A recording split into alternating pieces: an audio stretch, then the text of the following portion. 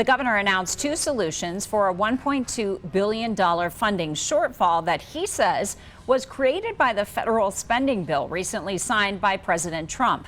Tonight, Brandon Richard with Scripps News Group in Denver is taking a closer look at how this deficit happened and holding those in charge of taxpayer money accountable. Unlike 2 years ago when he called a special session from this very room at the governor's mansion, Colorado Governor Jared Polis didn't wield a bat this time. Instead, he brought a copy of H.R. 1, also known as President Trump's Big Beautiful Bill. The governor says it's created a big ugly mess for Colorado's budget. And that has all changed with the signature of President Trump on this bill here. Colorado is one of a handful of states that automatically adopts changes that are made to the federal tax code. Ordinarily, not a problem. But state budget officials say the changes outlined in H.R. 1 immediately reduce the state's revenue by $1.2 billion, which is why the governor is calling lawmakers back to the state capitol on August 21st to rebalance the budget. We are calling the legislature in to help figure out how to address this sooner rather than later. The special session will mostly focus on finding ways to dig the state out of the budget hole, largely by closing tax loopholes and cutting spending.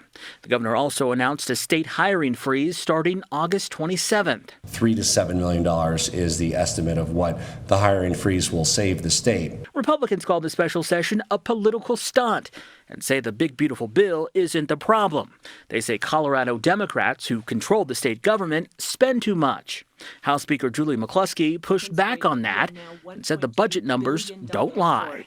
I strongly push back on the sentiment that this is political theater or grandstanding. I welcome any member of the minority to demonstrate to me that these numbers aren't real.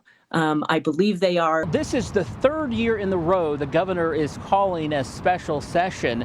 The last two special sessions, which dealt with property taxes, lasted 4 days. It's unclear how long this one will last. And by the way, the record was 71 days, all the way back in 1910.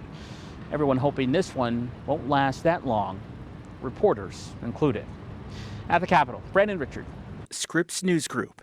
Brandon, thank you. There is a lot of political party finger pointing happening because of the governor's call for a special session.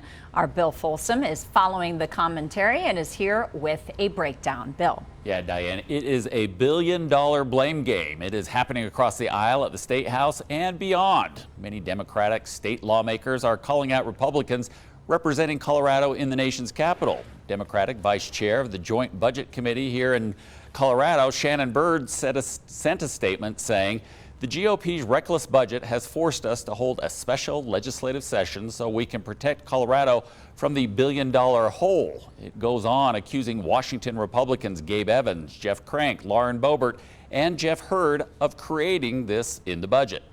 Congressman Crank responded on X to this and other statements by Democrats saying, quote, "Colorado Dems need to learn to stop reckless spending and create a budget that works for Coloradans, not against them. Maybe start by examining how much the state has given to illegal aliens," unquote.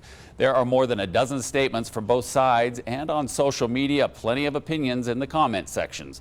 Democrats arguing average people are being hurt by budget cuts, Republicans countering that Democrats habitually overspend.